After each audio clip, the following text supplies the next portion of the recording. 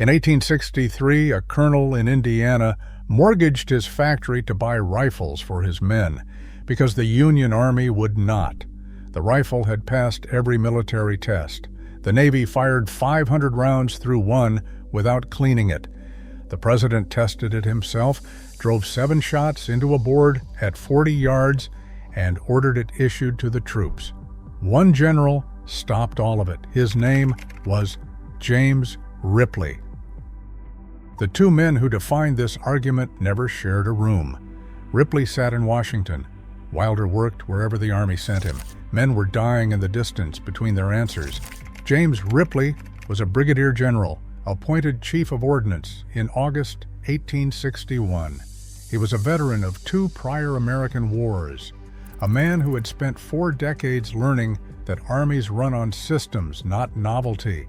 His institutional knowledge looked like wisdom from inside and obstruction from outside. John Wilder owned a foundry in Greensburg, Indiana. He was 31 years old when he enlisted as a private and was promoted to captain on his 2nd day. He had no prior wars and no professional stake in any particular design. He commanded men who needed to stay alive. On the surface, the argument was about a rifle. Christopher Spencer of Hartford patented his repeating rifle in 1860. The Navy fired 500 rounds through one without cleaning it. There was one misfire. The Army buried one in sand, soaked it in salt water for a full day, and fired it. It worked.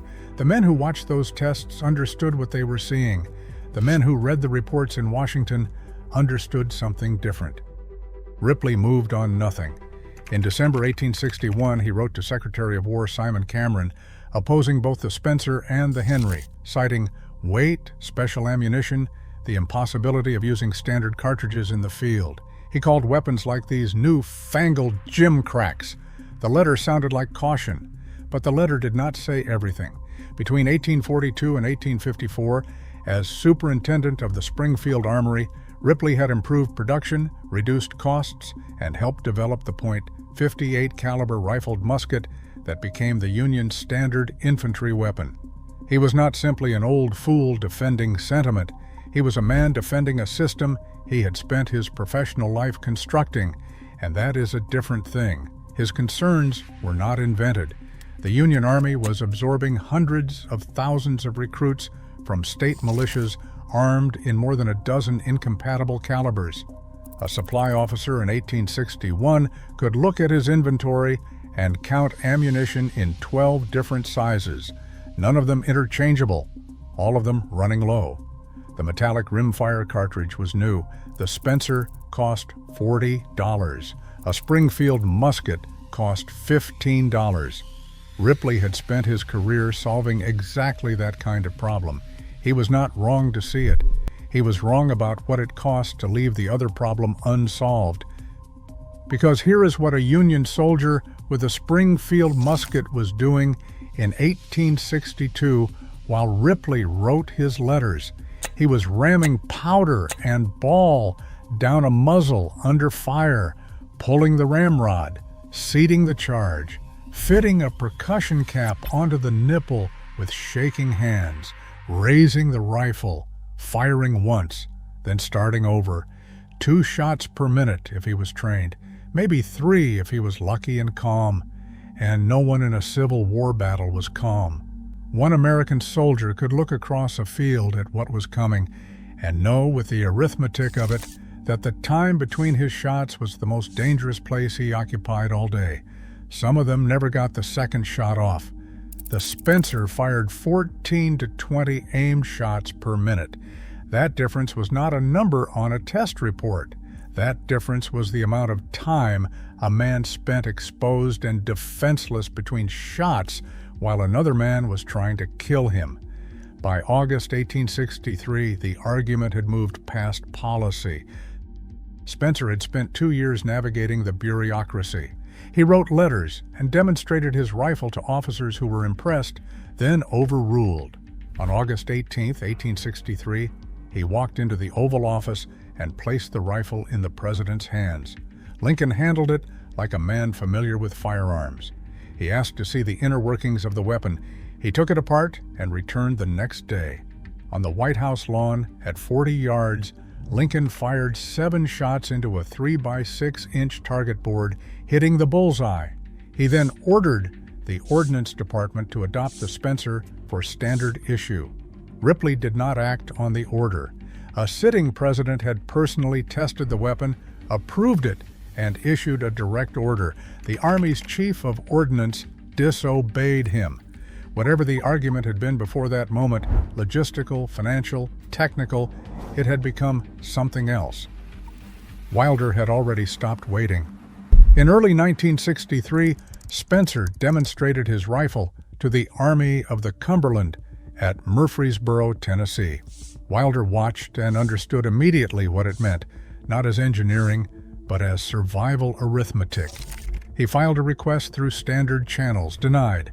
He went to a bank in Greensburg, Indiana, mortgaged his foundry, and co-signed a personal $35 promissory note for every man in his command. His soldiers voted unanimously.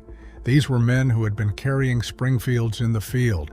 They knew what they were voting for. They had watched what happened in the seconds between shots.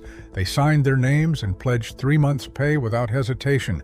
When the government learned what Wilder had done, it reimbursed every man before the notes came due. Quietly, no announcement. The Army simply paid and said nothing. On June 24, 1863, Wilder's brigade entered Hoover's Gap, a 4-mile mountain pass in central Tennessee. General Thomas expected several days of hard fighting. Wilder's men took it in hours. They drove 7 miles into Confederate lines, outnumbered roughly 4-1.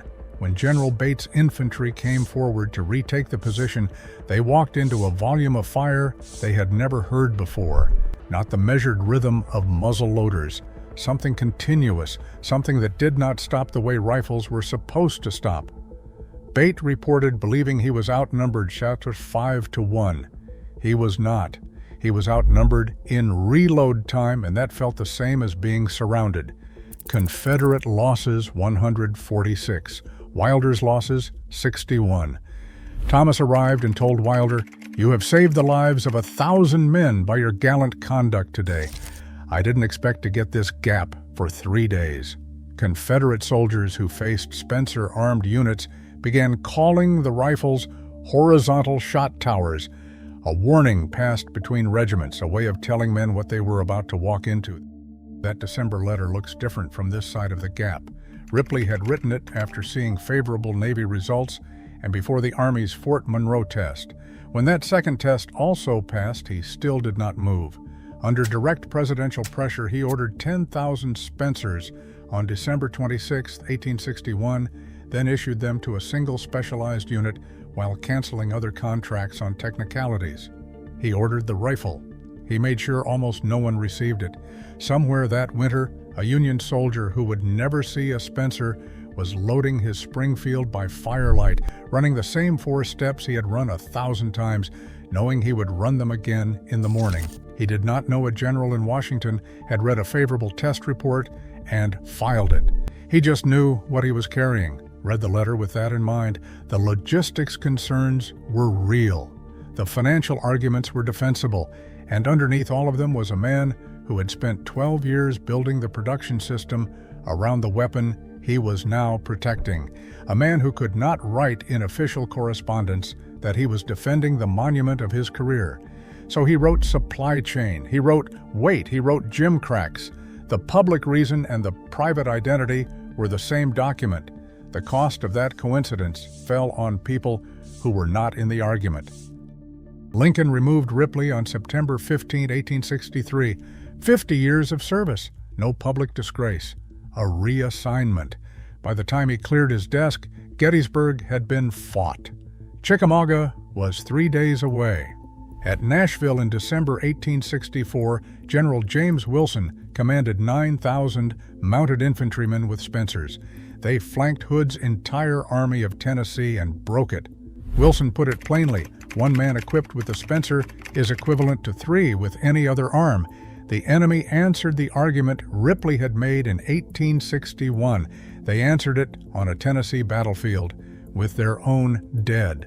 The Spencer Repeating Rifle Company went bankrupt in 1869. Christopher Spencer lived until 1922.